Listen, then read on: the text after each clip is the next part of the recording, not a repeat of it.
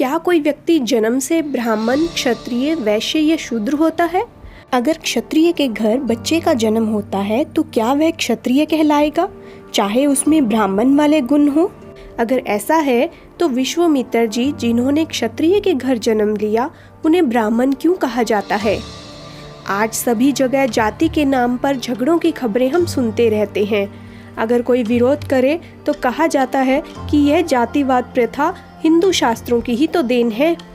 आपको कई ऐसे लेख भी मिलेंगे जिनमें यह भ्रांति फैलाई जा रही है कि श्रीमद् भगवद गीता के अध्याय 4 के श्लोक 13 में स्वयं भगवान ने मानव समाज को 4 वर्गों में विभाजित किया हुआ है, जबकि श्लोक में भगवान कृष्ण अर्जुन को संबोधित करते हुए कहते हैं कि इन 4 वर्णों का समूह गुण और कर्मों के विभाग पूर्वक मेरे द्वारा रचा गया है।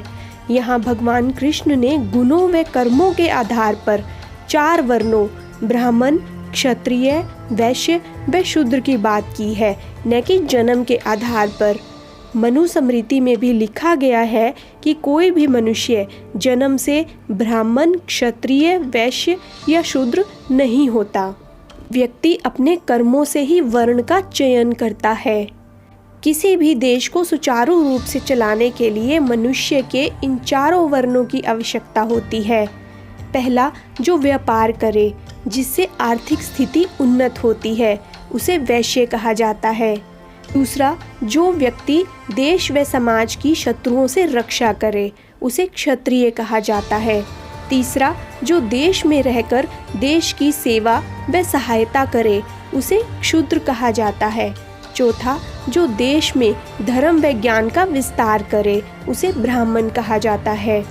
श्रीमद् भगवद गीता के अध्याय 18 में बताया गया है कि ब्राह्मण में 9 गुण होते हैं: शांति प्रियता, आत्म संयम, तपस्या, पवित्रता, सहनशीलता, सत्यनिष्ठा, ज्ञान, विज्ञान व धार्मिकता। अगर किसी व्यक्ति में ये सभी गुण हैं और उसका अनुसरण करते हुए वह अपना कार्य करता है तो वह ब्राह्मण होगा। वहीं क्षत्रिय के 7 गुण बताए गए हैं: वीरता, शक्ति, संकल्प, दक्षता, युद्ध में धैर्य, उदारता तथा नेतृत्व।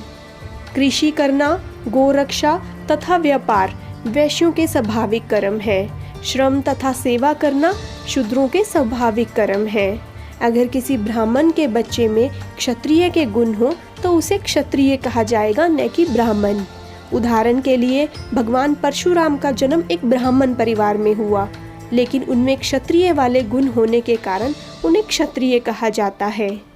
ऋग्वेद को लेकर भी लोगों द्वारा भ्रांति फैलाई जा रही है। ऋग्वेद के एक श्लोक में कहा गया है कि मुख से ब्राह्मण उत्पन्न हुए, हाथों से क्षत्रिय, जंघा से वैश्य व चरणों से शूद्र, जिसका मतलब यह निकाला गया कि ब्राह्मण सबसे उच्च है और शूद्र सबसे नीचे, जबकि वेद में कहीं ऐसा नहीं लिखा गया। ऋग्वेद के एक अन्य श्लोक में लिखा गया है कि ईश्वर के चरणों से पृथ्वी की उत्पत्ति हुई। पृथ्वी जो हमारे जीवन का आधार है। हिंदू धर्म में पृथ्वी को माता का दर्जा दिया जाता है। फिर एक ही वेद के 2 श्लोकों का मतलब अलग अलग क्यों निकाला जाता है? आज कुछ लोग इन 4 वर्णों को जातिवाद का नाम देकर भड़का रहे हैं, जबकि किसी भी शास्त्र में नहीं लिखा गया कि व्यक्ति की जाति उसके जन्म से ही तय हो जाती है। कोई भी शास्त्र किसी वर्ण को ऊंचा या नीचा नहीं कहता। अब यह बात हम पर निर्भर करती है कि हम शास्त्रों का सही अर्थ समझते हैं या जो गलत अर्थ समाज के कुछ लोगों द्वारा फैलाया जा रहा है उन्हें सही समझते हैं। उम्मीद है आपको वीडियो में दी गई जानकारी पसंद आई होगी। अगर वीडियो अच्छा लगा हो तो वीडियो को लाइक ज़रूर करें और अगर आप चैनल पर नए हैं तो चैनल को सब्सक्राइब ज़रूर करें।